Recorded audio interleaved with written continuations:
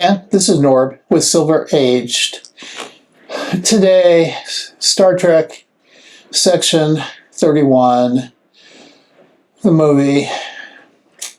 You know, I had such high hopes, even adjusted hopes, considering the current Paramount team that's involved with maintaining the Star Trek Canon mythologies.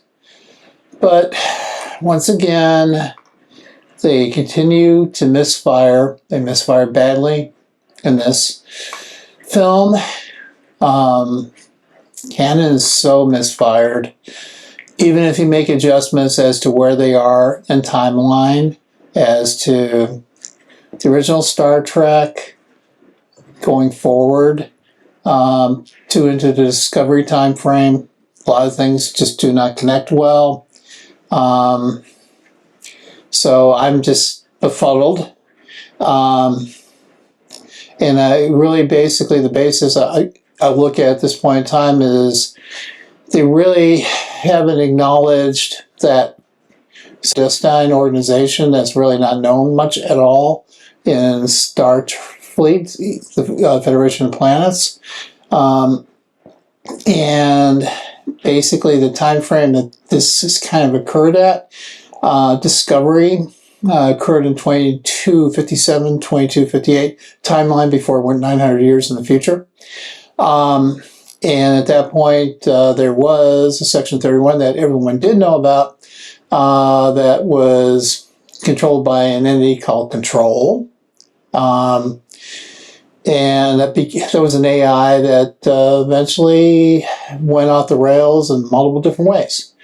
And so we did have Emperor Giorgio involved at that point in time from the Mirror Universe when she came over. That's another story for another time frame. However, that happened in 2257, and then all of a sudden in this time frame, where this movie's starting to occur, all of a sudden we hear about Emperor Giorgio being pursued by Section 31 in the year 2324. Basically, last time we had seen Control was which was destroyed in 2258. That was the last time we also saw Giorgio in this timeline frame until 900 plus years later. There's so much that's off, and some questionable directions they decided to take in my mind.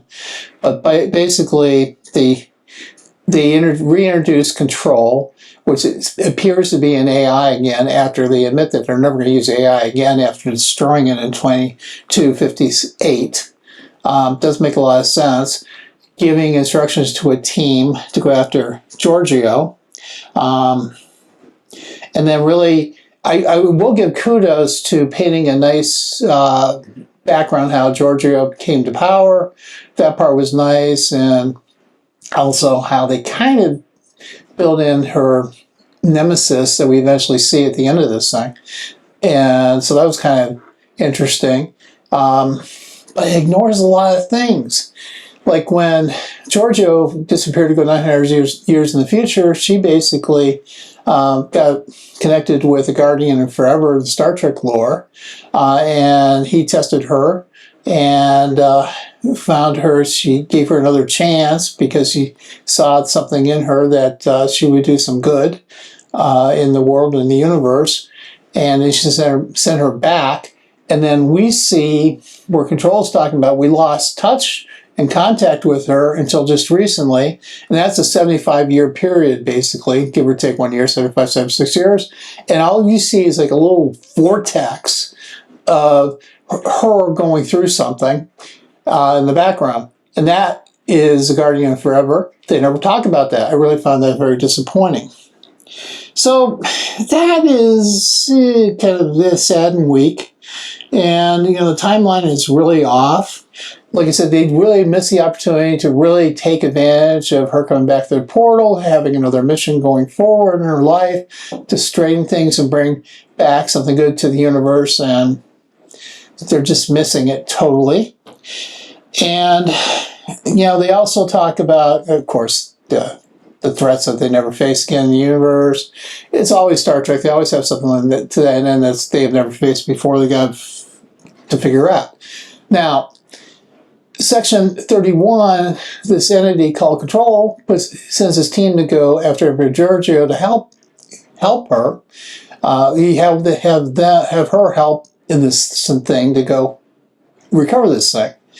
And they don't even know supposedly what it is at this point in time. However, this team, if you're Black Ops, you would think they would have some intelligence. They show none. The characters are bizarre, weird, funky. They have no, in my mind, any linkage to being spies or assassins or anything else to that effect. So I don't understand what the heck they were doing. And from my perspective, this thing overall is totally disappointing. They missed the canon. They missed the opportunity to make Giorgio seem more human, and also the fact that she could also still balance her treacherous side. They missed that whole thing. This is such a freaking disappointing outcome. Paramount, you guys should be better than this. And you know, and I don't understand from a canon perspective where we are. Are we in the Discovery universe or not? Is the Discovery universe dead? Because Lower Decks kind of indicated it may not be part of canon. So is this some bizarre offsuit that you didn't do right? And then if you're going to put Giorgio involved with Section 31 second time in her life and not make her really a key cog in making sure it does the right things, I'm sorry. This is so bad. So disappointing. Come on, Paramount, you're better than this. And I know there's a lot of reviews out there. I want to wait a day or two to put mine out, but this is, come on, you guys are better than this. You know, the only thing you put out decently lately, obviously, is the Star Trek with with Captain Pike. Come on, guys, keep up that kind of positive content. Hey, my name is Norb again. We're a brand new channel called Silver Age. Please like us. Please subscribe. What we try to do is we look at canon methodologies of things that happened in comic books back in the 50s, 40s, 30s, 20s, how it connects into today's pop culture. And we try to align that and talk about how it is. And by the way, from a review perspective, this is bad. Bad, unfortunately. Section 31, so sad. Have a great day, guys. Take care for your time. Bye.